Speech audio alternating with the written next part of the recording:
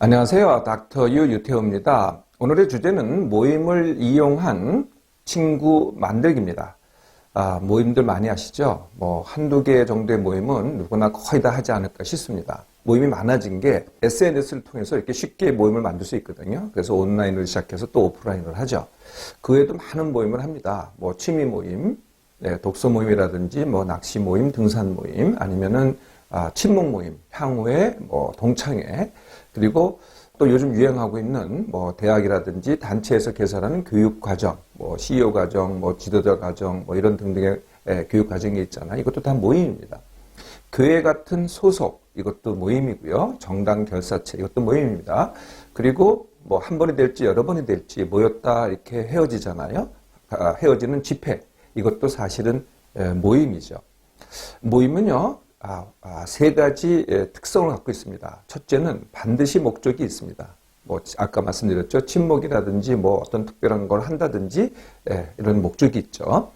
두 번째가 다수입니다. 한 사람이 아닙니다. 혼자서 하면 모임이 아니겠죠. 다수가 모임입니다. 세 번째, 그러다 보니까 반드시 지도자가 있습니다. 지도자 또는 주도자가 있죠.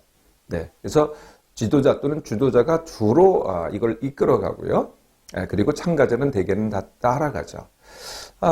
주도자는 어떤 걸 할까요? 이 모임을 갖다가 활성화, 다시 말하면요, 지속시키고 성장시킨다. 이게 이제 지상의 목표가 됩니다. 반면에요, 친구는 어떨까요? 모임이 다수인 반면에 친구는 그냥 한 사람, 한 사람입니다. 그래서 어떤 목적이 있지 않죠. 그냥 만나서 좋고, 아무 얘기나 할 수 있고, 서로한테 이롭고, 내가 필요할 때 내가 청하면은 나를 만나주는 사람.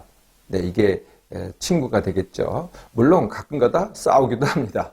이게 친구죠.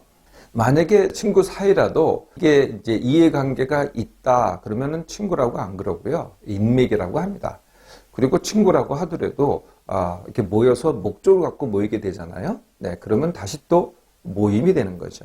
우리가 학창 시절에는 어떤 게 많았을까요? 모임이 많았을까요? 친구가 많았을까요? 학창 시절에 하는 모임을 갖다가 동아리라고 합니다. 그런데 학창 시절에는요, 친구가 훨씬 많았죠. 모임보다는요. 그런데 성인이 되니까요, 친구가 줄어들고 모임이 늘어납니다. 우리가 이렇게 기대를 합니다. 모임으로 친구를 대체할 수 있지 않을까? 이렇게 기대를 해서 모임에 나가죠. 그런데 모임과 친구는 다르고요. 모임으로 친구를 대체할 수는 없습니다. 모임 회원이 친구가 되는 것도 아니고요. 모임 자체가 친구를 사실은 목적이 있기 때문에 친구를 만들어주지도 않습니다. 그래서 선택은요, 모임만 할 것인가 아니면은 친구도 만들 것인가, 이게 선택이죠. 그래서 모임을 닥터가 하지 말라는 게 아니고요. 모임만 하지 말고 친구도 만드는 게 어떨까가 바로 이제 친구 만들기가 되겠습니다. 모임을 통한 친구 만들기. 모임의 가장 큰 역할은요, 만나게 해주기입니다.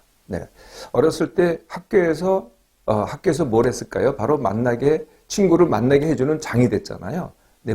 모임이 똑같습니다. 친구를 만들 수 있는 장을 만들어주는 것. 이게 바로 모임이 되는 거죠. 그런데 아까도 말씀드렸죠. 모임 자체는 친구를 만들어주지 않습니다.